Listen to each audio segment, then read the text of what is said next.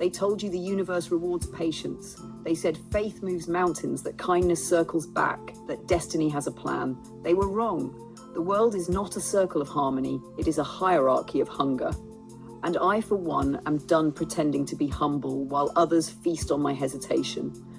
When I was young, I waited for signs. Now I manufacture them. Back then I asked, what am I meant to be? Now I ask, what will they remember when I'm done bending the world? People call it greed. I call it arithmetic.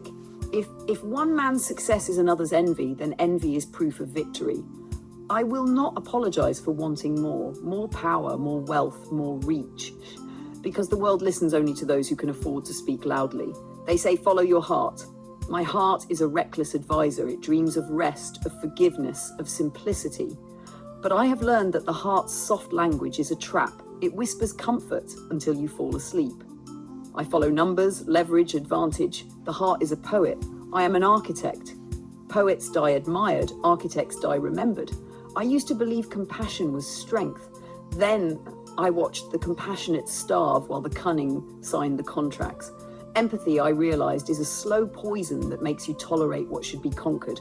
While you are busy understanding people, someone is understanding how to own you. I will not be owned. You think evil is cruelty? No, evil is clarity. It is the courage to look at life without filters, to accept that survival is not romantic. Every saint was once a sinner with bad timing. I simply arrived when mercy had gone out of fashion. They say the ruthless sleep alone, maybe, but the righteous sleep hungry. Choose your loneliness. Mine comes with a view from the top floor. I am not heartless, I am focused. There is a difference. The world rewards performance, not purity. You can spend your life being good, and goodness will thank you with obscurity. Or you can rise, and rising requires the shedding of softness. The truth is, I envy the kind ones. They live all, but forgiveness is that they forgive, but forgiveness a door that never locks through it, doing it again and again. I learn to bolt it shut. When people wrong me, I do not forgive. I study them until I can outplay them.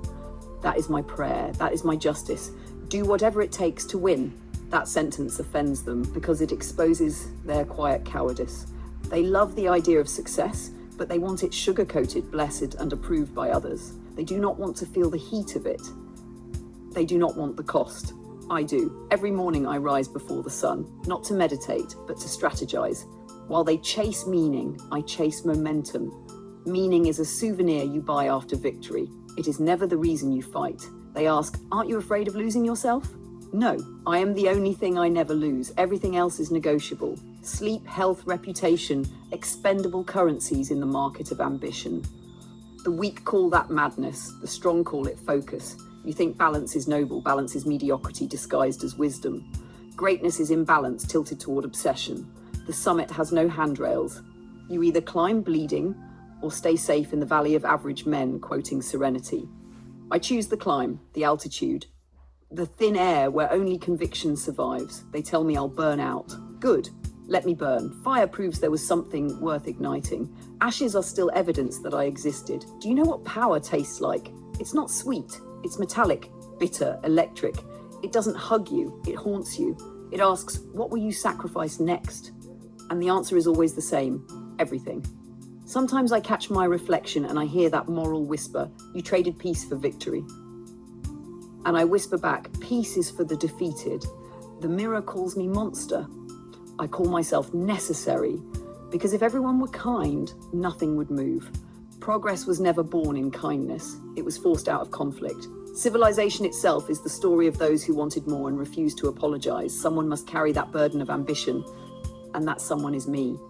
Work until envy becomes applause. Sleep later, love later. Win first, because love without power is dependence, and rest without achievement is rust.